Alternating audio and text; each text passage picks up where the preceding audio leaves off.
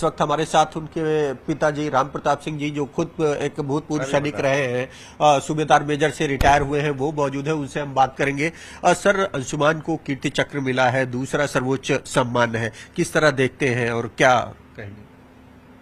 देखिए, मेरे बेटे ने जो शहादत दी और बीइंग ए डॉक्टर उसने जिस जांबाजी के साथ अपने जीवन के अंतिम पड़ाव पे लोगों की जिंदगियां बचाते हुए शहादत को गले लगाया, या पूरा देश उसके साथ खड़ा था, क्योंकि अंतिम यात्रा में जो रोडों पे लोग उसके नाम को लिख करके और पुष्प वर्षा कर रहे थे, वो श्रद्धांजलि हमारे लिए आज भी दिलों में हमने सजो के रखा है। और भारत सरकार ने और राज्य सरकार ने जो सहयोग हमें दिया वो आदरणीय और अनुकरणीय है। मैं 2 बार माननीय मुख्यमंत्री जी से मिला और मुझे लगा नहीं कि मैं किसी प्रदेश के मुखिया से मिल रहा हूं। उनकी आंखें भी नम हुई। और केंद्र सरकार में मेरी मुलाकात माननीय रक्षा मंत्री से हुआ, तो उन्होंने ऐसा डोमेन प्रोवाइड किया कि मैं किसी बड़े भाई से मिल रहा हूं।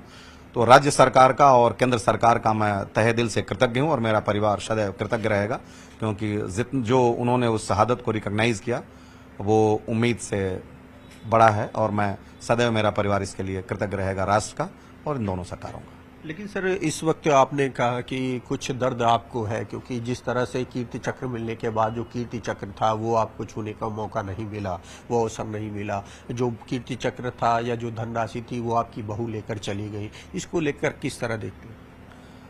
देखिए, धनराशि का अपना एक प्रक्रिया है, जो मापदंड है। उत्तर प्रदेश सरकार ने जो 50 लाख की धनराशि दी थी, उसमें 35 लाख रुपए मेरी बहू को और 15 लाख रुपए परिवार को उसी दिन यानी 21 जुलाई 2023 को ही मिल गए थे। राज्य सरकार ने एक सड़क के नामकरण का जो कहा था, वो भी माननीय राज्यपाल महोदया के सर्कुलर से अक्टूबर महीने में ही हो गया, जो मेरे गांव से होके गुजरता था। और एक जो परिवार के सदस्य को नौकरी की बात थी, वो भी माननीय योगी जी ने उसकी प्रक्रिया को आगे बढ़ा दिया है। और रही बात जो और एक्स ग्रेशिया कार या सम्मान की राशि है, तो मुझे जो आर्मी ग्रुप इंश्योरेंस का पैसा था वो 50-50 डिस्ट्रीब्यूट हुआ, और जो एक्स ग्रेशिया का पैसा था वो अभी अंडर प्रोसेस है। तो जो भी उसके निर्धारित मापदंड है मिलेंगे। पैसे को लेकर के हमारी कोई भी मतभेद या मेरे परिवार का मनसा वाचा कर्मणा से कभी भी पैसे की बात रही नहीं। दर्द तो कुछ यूं झलका कि ये जो चक्र मिला, तो दास्तान शुरू ही उस दिन से जिस दिन राष्ट्रपति भवन में ये जा रही थी रिहर्सल के लिए मेरी वाइफ, तो जो वहां पे एक पेपर के तौर पे दिया गया, तो उस समय मेरी पत्नी ने उसको हाथ से पकड़ा। तो सीओ साहब आए और उन्होंने कहा कि उन्होंने कहा होगा मेरी बहू ने कि इन्होंने हाथ से पकड़ा था और अपने पास पकड़ के रखा, तो उन्होंने कहा कि ये थोड़ा सा अच्छा नहीं लगा। मैंने कहा बिल्कुल डेकोरम मेंटेन किया जाएगा, और आप अगर कहते हैं तो मैं या मेरी पत्नी हम रक्षा वहाँ अलंकरण समारोह में भी नहीं जाने के लिए तैयार, हम नहीं जाएंगी वो। और ये मेरी बेटी का जो सम्मान है वो पूरी सम्मान के साथ ग्रहण वो करें, और हम इसके लिए ये भी शहादत देने के लिए तैयार हैं कि वो नहीं जाएंगे। फिर मैंने पत्नी से कहा कि आप केवल सिंबॉलिक रूप से उसको हाथ लगाइएगा, अगर उनको मेरी बहू को अच्छा नहीं लग रहा है। तो आपने देखा होगा कि वहाँ इन्होंने सिर्फ एक सिंबॉलिक तौर पे हाथ लगाया और बड़े झिझक के साथ फिर उन्होंने छोड़ दिया। आने के बाद हमने सीओ साहब से और उनके दोनों माता पिता से कहा था कि एक मूर्ति लग रही है हमारे बेटे की जो लखनऊ में, तो हम चाहेंगे कि ये जो चक्र है ये उस बहादुर के सीने पे शोभा दे और ये वहाँ लगाएं, और फिर आपको हम सम्मान वापस कर देंगे। तो उन्होंने कुछ भी जवाब नहीं दिया, कहा कि I will consider and I will think about it. और उसके बाद वो जब तक हम 6 तारीख को माननीय रक्षा मंत्री जी से मिल करके अभी होटल पहुंचे 1 बजे, तब तक वो 12 बजे चेकआउट करके चले गए थे। उनके पिताजी का स्विच ऑफ था और कोई बातचीत नहीं, कोई वार्ता नहीं। और भारत मंडपम में लगभग 10 साढ़े 10 बजे तक हम लोग जब तक डिनर कर रहे थे, अवार्डीज और उनके पेरेंट्स, उनके जो गेस्ट थे, तब तक वो चक्रा हमारी बहू के हाथ में था, लेकिन हमारे बगल में ही सोफे पे बैठी थी। एक बार भी उन्होंने नहीं कहा कि अप्पा ये लेकर के या अम्मा आप एक बार लेकर के अपने हाथ में पकड़ लीजिए। बीइंग एक्स फौजी मैं उस दर्द को समझता हूँ और उसकी ग्लोरी को भी समझता हूँ। अगर हमारे हाथ में आता तो कम से कम हम देख करके एक क्षण की खातिर ही लेकिन भाव विभोर जरूर होते, और जो खट्टी मीठी यादें थीं बेटे की, या वो तो हमेशा रहेंगी, उसके साथ कुछ कम से कम पुरानी यादें जो अंतर प्रदेश में उठती हैं और उन उद्गार के साथ हम भी आह्लादित हो लेते, वो उस अवसर से हम वंचित हुए। और जब ये हृदय की वेदना थी, तब ये सरबजमाई जो कि समाज में नहीं आनी चाहिए, जो कि चल रहा है कि पैसे को ले दे करके, ऐसा कुछ भी नहीं है। बिल्कुल मैंने न चाहा है और न मैं चाहता हूँ। आपकी आंखों में मैं आंसू देख रहा हूँ। एक सपना होता है हर एक फौजी का कि कीर्ति चक्र दूसरा बड़ा सम्मान है, और वो मौके पर आपके बेटे को मिला, ये गौरव की बात है, और वो आप नहीं टच कर पाए। निश्चित रूप से टच नहीं कर पाए। तो जो आप कह सकते हैं कि जो उम्मीद की कलियों ने पुष्पित पल्लवित होने से पहले उन पर तुषारपात हो गया, मैं कदाचित ऐसा अभागा पिता हूं जो यही महसूस कर रहा हूं, और ऐसा हो जाता तो शायद बेहतर होता। आप इसको लेकर क्या मांग करना चाहेंगे कि इस तरह की जो रिपेलिका होती है वो दोबारा दी जाए, ताकि दोबारा किसी एक अगर पत्नी को मिले तो एक उसके परिवार को भी मिले? हाँ, मैं ये ज़रूर, मेरी इच्छा है, मैं डिमांड तो आप नहीं कह सकते, इच्छा ज़रूर है, क्योंकि आंध्र प्रदेश में उठे हुए उद्गार हैं जो कि अब ये शब्दों का रूप ले रहे हैं। अगर रेप्लिका 2 मिले और पत्नी अलग जाती हैं, अलग रहती हैं, तो उस केस में अगर 2 मिले तो कम से कम माता पिता भी शामो शहर अपने उस अवार्ड को देख करके कम से कम सम्मान के साथ जी सकते हैं। और पत्नी तो हैं ही जो ये दुख झेल रही हैं, क्योंकि देखिए, मेरा बेटा जब शहीद हुआ था तो 19 जुलाई को ही ये बड़ा एक हृदय विदारक मंजर होता है कि किसी पिता को ये हो कि आपका जवान बेटा अब इस दुनिया में नहीं रहा, तो सहसा ये विश्वास कर पाना और झेल पाना ये बहुत छोटी चीज़ नहीं है। मेरे साथ भी ऐसा हुआ, मैं भी इसी भौतिक जगत का प्राणी हूँ, लेकिन चूंकि मैं एक्स फौजी रहा और कुछ सिखलाई रही और कुछ मेरे आप कह सकते हैं कि मेरे पूर्वजों की जो डीएनए था या जो भी रहा हो, तो मैंने अपने आप को संजोया और ये ऑन द रिकॉर्ड कहा कि आप ये बताएं कि मेरा बेटा वीरों की तरह से शहीद हुआ या कायरों की तरह से। तो ये बताया गया कि नहीं, आपका बेटा बहुत वीर था और वीरों की तरह से शहीद हुआ।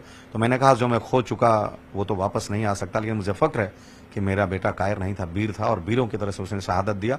तो ये जो जज्बा होता है, अगर मैं देखता उस चक्र को या हाथ में लेता तो निश्चित रूप से उसमें 4 चांद लगती और मैं और गौरवान्वित महसूस करता, जो अवसर मुझे नहीं मिला। अमनदीप, इस वक्त हमारे साथ अंशुमान की मदर भी मौजूद हैं, जिन्होंने इस गौरवशाली परंपरा की जो भारत की रही है, अपने बेटों के बलिदान को देखते हुए उसको निभाया है। मैडम, जब हम लोगों ने वीडियो में देखा कि आप कीर्ति चक्र ले रहे थे, किस तरह की उस समय फीलिंग्स थी? फीलिंग तो बहुत अच्छा थी, पर एक माँ का दर्द भी था उसमें, कि और एक मैं ही माँ नहीं थी वहाँ, बहुत माँ थी। और हर देश की एक माँ के लिए औलाद ही जरूरी है और कुछ नहीं। ये सम्मान तो उनके जाने के बाद एक गर्व की बात है, पर एक माँ के लिए औलाद चाहिए था। वहाँ मेरा बेटा वहाँ होता ना तो शायद और गर्व की बात होती। मैं चाहे उनका ही सेवा करती पूरी जिंदगी, पर मेरे बीच होते, सांस ले रहे होते तो और अच्छा होता। मैं आज भी 19 जुलाई के ही दिन बैठी हूँ और महसूस तब हुआ जब कीर्ति चक्र मिला, तो तब लगा कि 1 साल होने वाला है। नहीं तो मैं अभी भी 19 जुलाई 2023 उसी दिन बैठी हूँ, वही दर्द लेके रात और दिन। मेरे लिए 1 साल नहीं हुआ है, वही दिन है और मैं ऐसे ही जीऊंगी। और मैं तो जीना नहीं चाहती लेकिन जीऊंगी। ये जो सम्मान मिला है इसके लिए। मैडम, बहुत सपने आपने पाले थे जब बेटा अफसर हुआ, क्या सोचा था ये दिन देखने को मिलेगा? और जब आपको कीर्ति चक्र मिला, जो कि सर्वोच्च सम्मान में से एक है, उसके बाद फिर ये हुआ कि आपको वो छूने तक देने में उनको तकलीफ हो रही थी? जब रिहर्सल हुआ तो उनको तकलीफ हुई होगी, क्योंकि जब दो आदमी पकड़ते हैं तो कंफ्यूज होता है कि कौन छोड़ रहा है। तो शायद वो पहले छोड़ दी तो मेरे हाथ में आया, कोई मेरी जोर जबरदस्ती नहीं। लेकिन वो यीशु बनाई सीओ साहब से, मैं उनके उसके लिए भी कुछ नहीं कहना चाहिए। मैं कि बच्ची है मेरी, वो एक तरह से समझिए बहू नहीं थी, वो मेरे लिए अंशुमान एक बेटा ही थी। और मैं बार बार बोलती थी। और एक मैं ही माँ नहीं हूँ, हर माँ के लिए ये है कि मैं अगर माँ के लिए 4 बच्चे हैं तो उतना ही प्यार होता है। फर्क इतना है कि कौन बच्चा कितना लगाव अपने माँ से रखता है। मैं अकेली माँ नहीं, हर माँ 4-10 बच्चे पैदा करे वो बराबर इक्वल होता है प्यार, पर वो बच्चे में होता है कि कौन बच्चा अपने माँ का वो दिल जीतता है और इतना करीब होता है। वो मेरा बेटा था, वो अलग ही था, मैं नहीं अलग थी। ये हर जगह मैं अपने आप को नहीं बैठा सकती। मैं बहुत अच्छी माँ, हर माँ अच्छी होती है देश के, पर वो बेटा वो ऐसा था, उसका सम्मान मिला है। माँ बाप तो हर माँ बाप एक ही जैसे होते हैं अपने औलाद के लिए, कोई बड़ी बात नहीं है। पर बड़ी बात है उस औलाद पे कि वो कौन औलाद है जो अपने माँ बाप के लिए सब कुछ छोड़ दिया। वो मेरे लिए मेडिकल ज्वाइन किया, ये मुझे पूरी जिंदगी दर्द सताएगा। मेरे लिए हर जगह छोड़ दिया। आंटी, बेहद कम समय में अंशुमान ने अदम्य साहस का परिचय दिया और सर्वोच्च बलिदान दिया, शहीद हुए।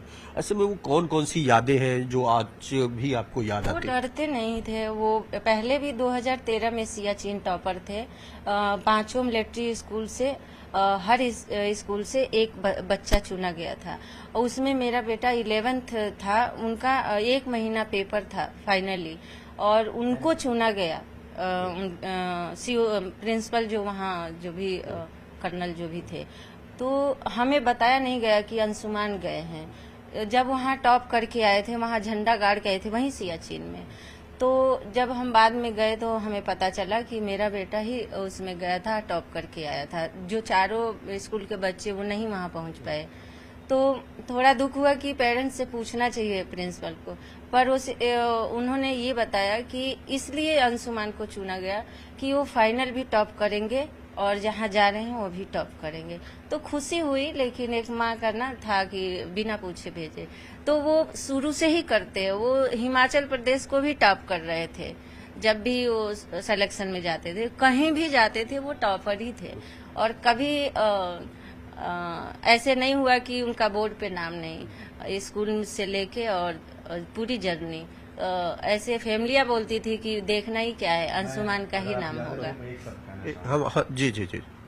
वो 2 साल इंटरनेशनल मैथ ओलंपियाड में हिमाचल प्रदेश के फर्स्ट रैंकिंग उनकी थी और वो मैथ और बायो दोनों कोर उनका सब्जेक्ट था। और वो उनकी जो आईआईटी की रैंक थी जेईई एडवांस की 2015 में, वो 18,735 थी। और जेईई मेन के तौर पे उनका selection chemical engineer NIT Jalandhar में हुआ था। उसके 1 महीने बाद जो एआईपीएमटी कैंसिल हुई थी, उसका रिजल्ट आया था। तो ये चयनित हुए पहले 15% कोटे के अंतर्गत राजेंद्र और विज्ञान संस्थान रांची के लिए, वहां पे मैंने एडमिशन कराया। उसके बाद ये एएफएमसी में गए डॉक्टर बनने के लिए और इनकी एएफएमसी में रैंकिंग 30 थी। तो ये परिवार का हमारा ये मतलब सुझाव था कि बेटा आप डॉक्टर बने और इंजीनियर बनने के बाद तो आप आईआईटी के बाद कहीं देश विदेश जाके बस जाएंगे। तो ये जनता को क्या मिलेगा? एक चीज और लोग जानना चाहते हैं कि अंशुमान और स्मृति कब संपर्क में आए, कैसे हाँ, वही बता रहे हैं। तो मैंने कहा कि बेटा आप ये करें। तो जब मैंने, चूंकि जिस दिन एआईपीएमटी का एग्जाम हुआ था, उसी दिन नेशनल सीट एलोकेटिंग अथॉरिटी से जो होती है, जो जेईई मेन के तौर पे, उसके सीट एक्सेप्ट करने का डेट था, आखिरी डेट था। तो हम कपूरथला घर नहीं गए, सबसे पहले जालंधर एनआईटी गए और सीट को एक्सेप्ट किए। तो उनका एडमिशन हुआ। एडमिशन में वो 1 महीना वहां पढ़े और उसी बीच में हमारी बहू आई थी सिविल इंजीनियर करने के लिए। तो इनकी बातें या इनका जो भी प्रेम ये रहा होगा। और वो जैसा उन्होंने कहा है कि 8 साल था, तो मेरी जानकारी में तो नहीं था कि 8 साल था, लेकिन हाँ ये तो जरूर था कि वो इनकी बातचीत किसी से होती है और कभी 1 साल तक एक दूसरे से जो दोस्तों से पता चला नहीं हुई। और शैसा उन्होंने शादी के लिए कहा कि डैडी हम शादी कर लेते हैं। हमने कहा बिल्कुल, तो किससे कर लें? तो उन्होंने कहा कि इससे कर लेते हैं। तो मैंने एक ही शब्द कहा कि क्या आप समझते हैं कि आप दोनों एक दूसरे के लिए बने? बोला कि हाँ डैडी ठीक है कर लेते हैं। हमने कहा बिल्कुल कर लेते हैं और हमने शादी कर ली। तो बड़ी उम्मीदों के साथ, खुशी के साथ आपने शादी की थी। उसके बाद क्या सोचा था कभी ये दिन देखने को मिले? नहीं, ऐसे लगा नहीं था। और कोई ऐसा सोच नहीं सकता है कि मेरा बेटा इतना बड़ा काम करके जाएगा, वो भी दुनिया में नहीं रहेगा। ये तो कभी हम दिमाग में ही नहीं आएगा। और फौज तो ऐसे ही है। फौजी जो होते हैं उनको डर नहीं होता है। और मैं एक फौजी की बीबी, मुझे डर नहीं लगता था कि मेरा बेटा फौज में है। मुझे अभी भी 2 बच्चे हैं, अगर मैं चाहूंगी कि जाएं। पर वो क्या है कि जो करता है वो यूनिक होता है, वो अलग ही पर्सन होता है, वही कर सकता है जो ऐसे जज्बा रखता है। और मेरे बेटा में वो जज्बा था, कुछ भी कर गुजरता था। कोई ऐसा चीज नहीं जो आगे बढ़ के नहीं किया। वो बच्चा था तब भी, बड़ा हुआ तब भी। और जो मुझे खुशी थी कि मैं ऐसे शादी करूंगी कि देखेगा लोग, चाहे फैमिली चाहे। और मैं वैसे ही की। मैं उसको बेटी तो बाद में बोलूंगी, मैं उसको अंशुमान बोलती थी। अभी भी मेरे लिए वो बेटी ही है। कहीं भी रहे वो बेटी ही है। बहू तो जो समाज में बोला जाता है तो बहू मैं समझती हूँ, बहू बोल देती हूँ, पर मेरे लिए वो अंशुमान थी और मैं बोलती थी तू मेरा अंशुमान है। पर साइलेंट हो गई, पता नहीं क्यों, कहाँ क्या उसको लगा कि कुछ और वो सोच रही होगी जो कि हमको नहीं पता। हमें पता नहीं कि वो क्या सोच के हमसे साइलेंट हुई। मैं लगातार लगी रही, मेरे जितने बच्चे थे, साथ के दोस्त, फौज के फैमिलियां थी मेरे से जुड़े, बोलती थी मैम आप उसके टच में रहिए, आपका फर्ज है, आप माँ हैं, आपसे ज्यादा दर्द उसका है। मैं बोली हाँ, वो मेरी बेटी है, जो पति खोया है उसी को पता होता है। माँ तो माँ के लिए, सब लोग बोलता है कि माँ के लिए तो और भी बच्चे हैं, कि माँ के लिए सब बच्चे बराबर होते हैं, तो दर्द वो अलग है, पर पति खोता है वो दर्द बहुत होता है। पर वो दर्द हम भी महसूस करते उसके साथ, उसके टच में रह के, साथ रहे ना रहे उसके टच में हम रहते, हमें भी उसका दर्द महसूस होता, हमें भी उसका फिक्र करना होता। ये पब्लिक में आया मुझे अच्छा नहीं लगा, और आना पड़ा इसलिए कि क्वेश्चन हो रहा है कि बहू कहाँ है, चक्रा कहाँ है, तो ये क्वेश्चन हो रहा है, तो ये पब्लिक हो गया। नहीं तो हम तो सोचे थे हम पब्लिक में करेंगे ही नहीं, मेरी बहू जहाँ है जहाँ रहे ठीक है, उसका जो सोच है हम उसको जोर जबरदस्ती नहीं कर सकते, वो क्योंकि नहीं कर सकते, अभी उम्र ही क्या है उसकी, बच्ची है। मेरे पास भी रहती तो मैं उसको फोर्स करती, उसकी जहाँ वो पसंद करती मैं शादी करती, और जैसे मेरी बेटी है वैसे मैं धूमधाम से शादी करती। मैं तो अपने परिवार में भी बोली थी कि जब लोग बोलते थे जैसे ननद हैं, देवरानियां हैं, तो मैं बोलती थी कि मैं तो अपने बेटी जैसे उसको विदा करूंगी, वैसे ही धूमधाम से, अगर जहाँ कहेगी वहाँ तो टच में तो रहेगी कम से कम कि वो मेरी बेटी थी, बेटा की बहू थी।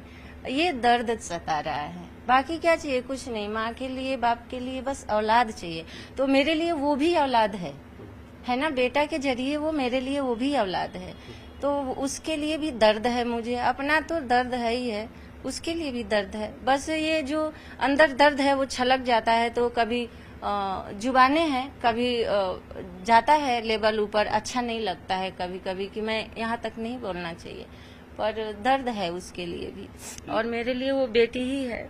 लेकिन इस तरह का दर्द किसी दूसरे माँ बाप को ना हो, उसके लिए आप क्या चाहेंगी सरकार से? अगर ऐसा हुआ है मेरे बहू के जरिए, तो मैं अपने लिए नहीं, बहू के लिए नहीं बता रही, और ना ही अपने लिए बताई हूँ।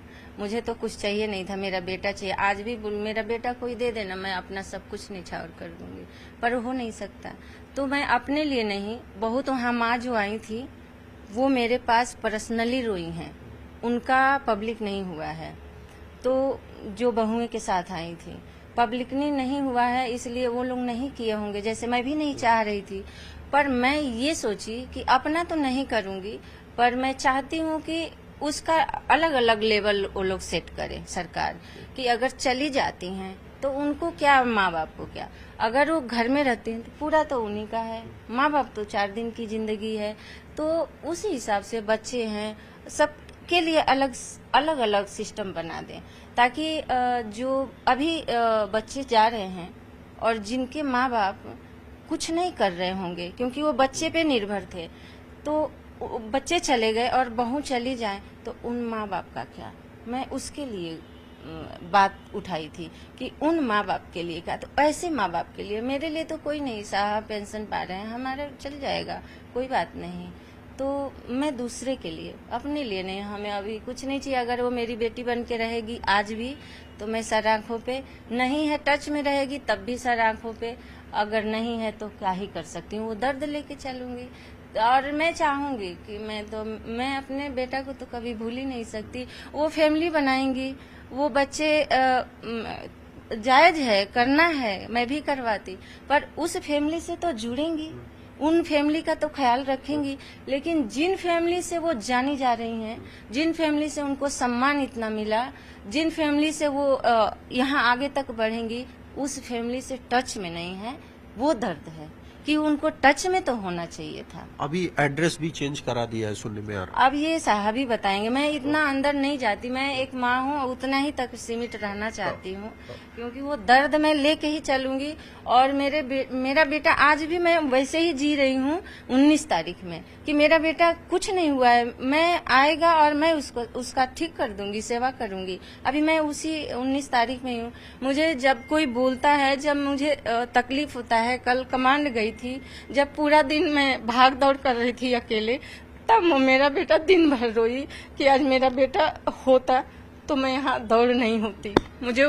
लेकिन मुझे सम्मान मिलता है जब, लेकिन अच्छा नहीं लगता है कि इतने सारे लोग बैठे हैं और मैं अपने बेटा का नाम यूज करके और आगे बढ़ जाऊं, मुझे वो अच्छा नहीं लगता है। मैं चुपचाप बैठती हूँ, सबका नंबर है, मेरे जैसे सब माँ बाप हैं, तो मैं बेटा का यूज नहीं करती। जो पहचान गया मुझे वहाँ सम्मान दिए, सारे लोग फोटो खिंचाए डेंटल में या हॉस्पिटल में, जब पहचाने तो मुझे वो उतना सम्मान मिला कि मैं अपने आप को वहाँ, मैं लग ही नहीं रहा था कि मेरा बेटा मेरे पास नहीं है। इतने सारे लोग बेटे के रूप में आ रहे थे और मुझे वो सम्मान मिल रहा था। इतने सीनियर डॉक्टर लोग मेरे साथ फोटो खिंचा रहे थे, मुझे डालना है, मुझे डालना है मैम, मुझे आपके लिए, आप बताओ क्या करना है, हम लेटर लिखेंगे। मैं बोली मुझे ख्वाहिश है, मैं बताना चाहूंगी, ख्वाहिश है जो उधमपुर का नाम चेंज हुआ है तो मैं चाहूंगी मेरे भी बेटे से आलमनगर का स्टेशन नाम हो जाए।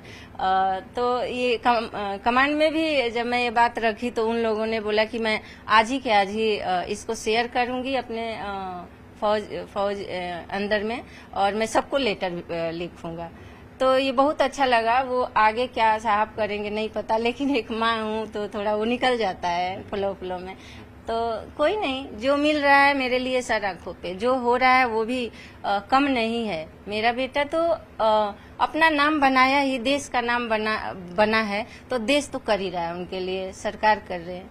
पर और अगर अच्छा होगा, स्टेशन का नाम हो जाएगा तो, क्योंकि मूर्ति तो टूटते हैं, टाइल्स टूट जाते हैं, उसको रिपेयरिंग कराने में क्या हम जिएंगे तो हम तो कर लेंगे, क्या आगे के पीढ़ी तो नहीं कर पाएगी, लेकिन एक स्टेशन का नाम हो जाए तो पीढ़ी चलेगा। तो जैसा कि आपने सुना, ये है कैप्टन अंशुमान के बहादुर माँ बाप जिन्होंने अपने बेटे की शहादत को गौरव कर रहे हैं और उनका मानना है कि भले ही जो दर्द उन्हें झेलने को मिला, लेकिन अब किसी शहीद परिवार को ऐसा दर्द न झेलने को मिले। इसलिए योगी सरकार की तर्ज पर केंद्र सरकार को और डिफेंस को भी अपनी नियमावली चेंज करनी चाहिए। चाहे वो आर्थिक मदद हो, उसके प्रावधानों में बदलाव होना चाहिए। जो मदद पत्नी को मिले तो कुछ मदद उनके माता पिता को भी मिलना चाहिए। और अगर कोई कीर्ति चक्र जैसा सर्वोच्च पुरस्कार मिलता है तो उसकी रिप्लिका भी दोनों को देनी चाहिए, पत्नी और माता पिता को, ताकि हर माँ बाप अपने बेटे की शहादत पर गर्व कर सके। कैमरामैन गोपी गिरी के साथ राजीव प्रताप सिंह, न्यूज़ 18 लखनऊ।